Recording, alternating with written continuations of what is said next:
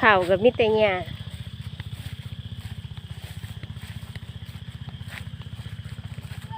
ห่วงน้อยเนาะข่าวนั่นแหละ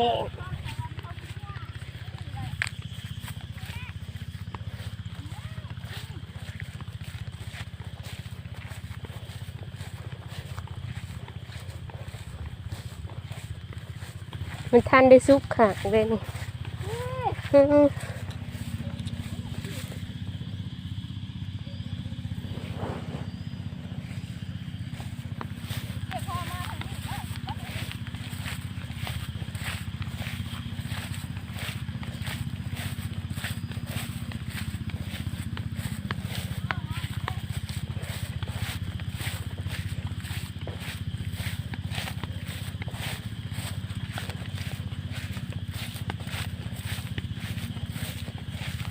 ญ้าดกรีบย้ายให้กล้วย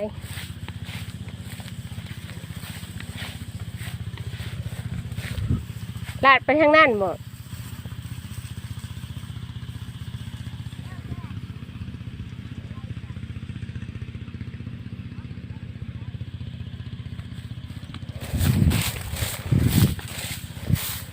มาบึงขาตอนแรกพี่น้อง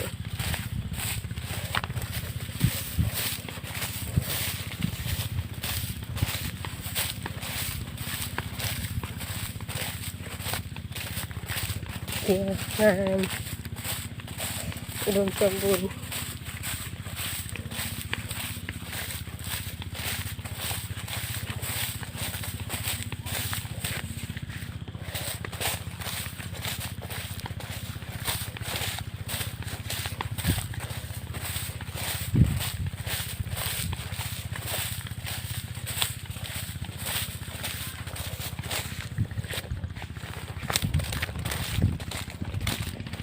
นี่เกี่ยวเลย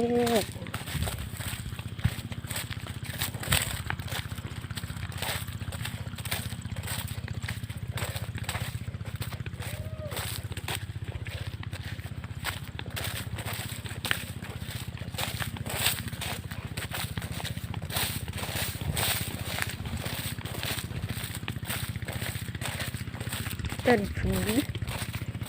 ต้นเต๋อ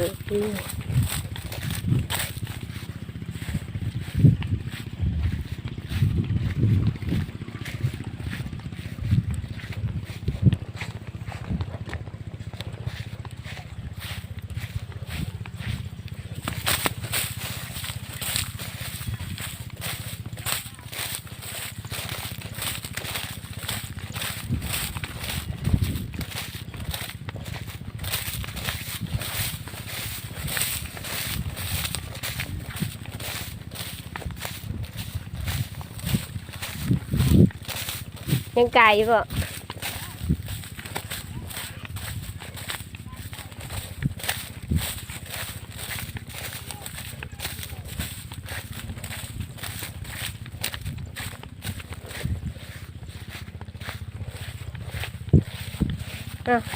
คนทางไปใส่นี่นะ